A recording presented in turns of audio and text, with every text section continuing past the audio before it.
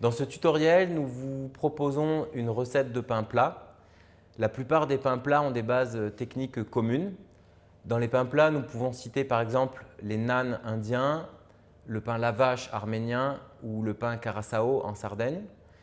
Tous ces pains varient d'une région à l'autre en fonction des céréales utilisées. Le naan et le lavash utilisent par exemple des farines de blé tendre quand le pain curaçao utilise des farines de blé dur. Certains pains sont fermentés en levure, c'est le cas des naans par exemple ou du pain curaçao, mais d'autres sont fermentés à base de ferment lactique, c'est le cas du pain lavash par exemple, qui est fermenté souvent sur des bases de yaourt. Dans ce tutoriel, nous vous proposons un pain mix, c'est un pain à base de farine de blé dur fermenté à la levure.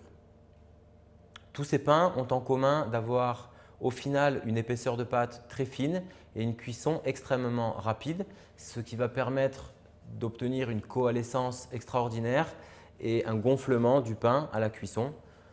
Cuisson qui dure généralement 2 à 3 minutes, pas plus. Dans tous ces pains, ce sont des fours très chauds qui sont utilisés. Dans le cas du naan et du pain lavash, ce sont des fours tandoori, tandis que dans le cas du pain curaçao ou de certaines pitas, ce sont des fours à sol, généralement des fours romains à chauffe directe. Pour la recette proposée, nous utilisons 1 kg de farine de blé dur, c'est une farine très jaune.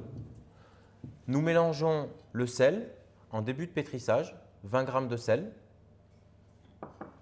Ensuite, nous allons utiliser de la levure comme base de ferment. On utilise dans ce cas-là 10 g de levure que nous rajouterons dans la pâte dès la fin du phrasage et l'eau que l'on met entièrement en début de pétrissage. L'ensemble des ingrédients sont mis à pétrir au batteur mélangeur. Ici. C'est un pétrissage assez court. On va pétrir 3 minutes en première vitesse.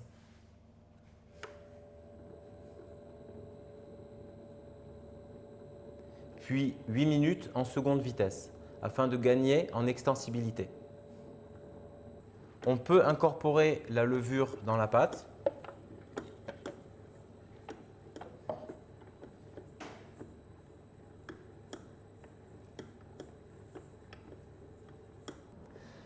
Après 3 minutes en première vitesse, on augmente la vitesse pour pétrir maintenant 8 minutes en seconde vitesse.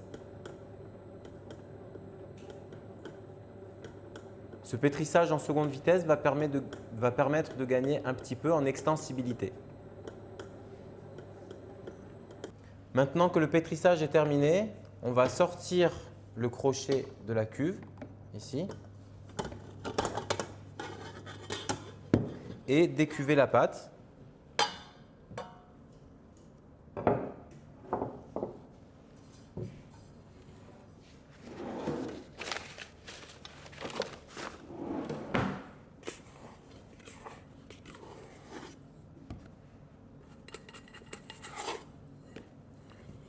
Lorsque l'on a sorti la pâte de la cuve, on va la bouler très légèrement et la laisser reposer pour qu'elle se détende quelques minutes avant de la diviser.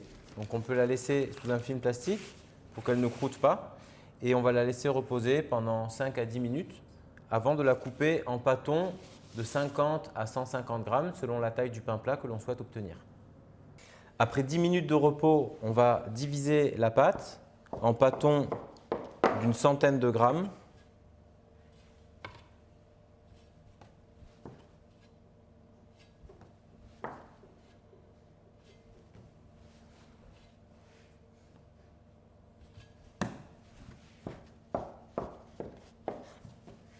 Puis les bouler.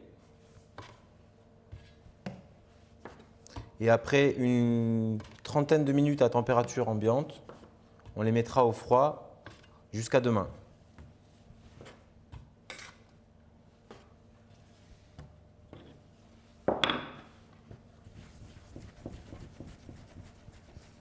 Donc les pâtons sont ensuite boulés. Et ils vont rester une trentaine de minutes à température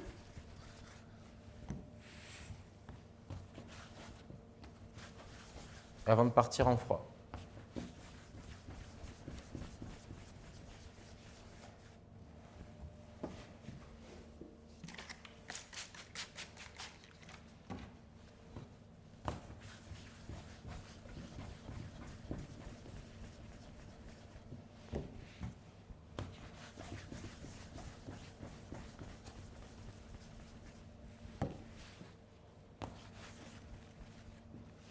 Voilà, on va couvrir les pâtons, on va les mettre sur plaque et les couvrir.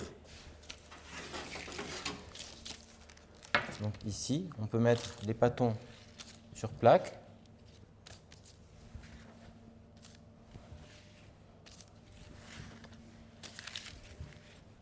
Les couvrir avec un film plastique.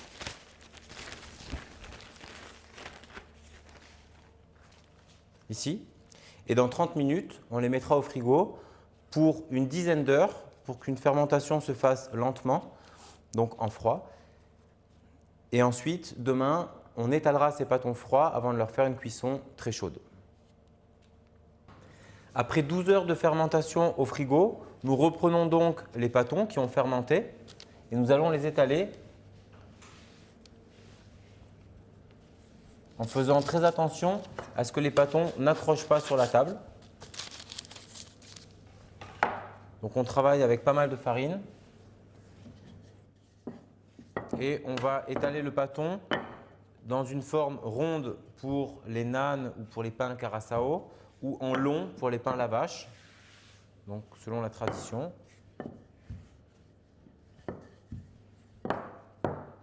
En faisant attention donc que le pâton n'accroche pas sur la table. Donc on peut le retourner régulièrement pour être sûr qu'il soit suffisamment fariné.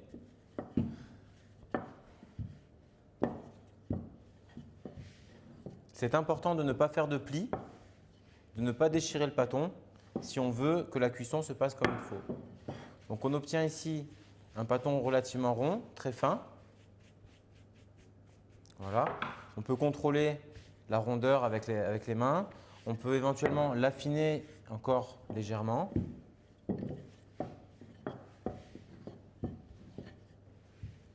Voilà. Quand le pâton est prêt, généralement, on le cuit directement. Si on veut préparer quelques pâtons d'avance, c'est possible. Mais vu que le pâton est très fin, on ne pourra pas en préparer beaucoup à l'avance, sans quoi ils vont sécher et la cuisson se passera mal. Donc on peut en stocker un ou deux sur une planche pour en cuire quelques-uns à la fois.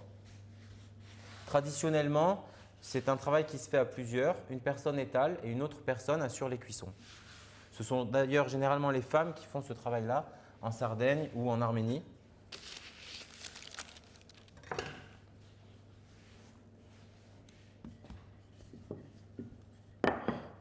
Le lavache, lui, est étalé comme ça en long pour donner un pain au final ovale.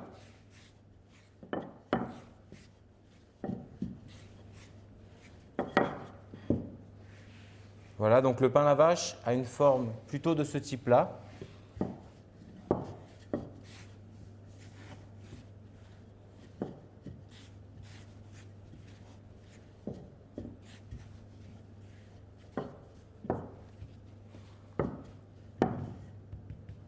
Voilà, si les pains sont compliqués à manipuler, il est toujours possible de les enrouler sur le rouleau pour les déplacer, ici. Ce qui permet de les déplacer de manière relativement délicate. Ensuite, nous allons aller cuire ces pains.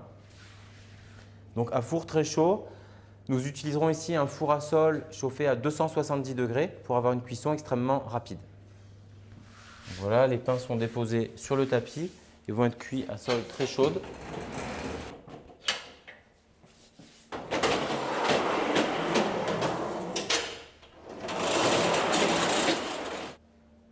Donc la très forte chaleur va produire une coalescence rapide. Toutes les alvéoles rentrent en contact les unes les autres. Et si les pâtons sont bien étalés, s'ils n'ont pas de défaut de structure, alors ils vont former un ballon.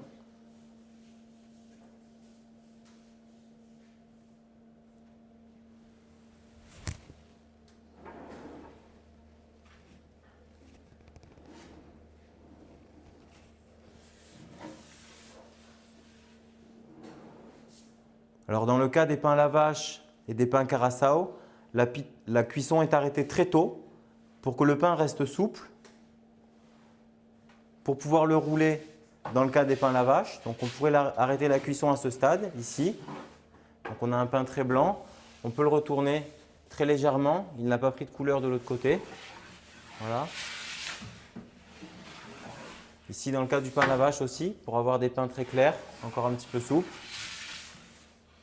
Voilà. Si on laisse le pain trop longtemps au four, on va le voir sur le pain qui est au fond, alors il va se rigidifier dans sa forme gonflée et son usage va devenir un petit peu plus compliqué. Donc ici, nous avons des pains longs, très souples, qui sont dans l'idée des pains lavache arméniens, voilà, qui sont présentés généralement comme ça. C'est des pains qui sont vendus au poids. Ici, nous avons le début d'un pain curaçao, sachant qu'en Sardaigne, ce pain va être coupé en deux au ciseau et les deux moitiés vont être retoastées pour donner un pain sec et très croustillant.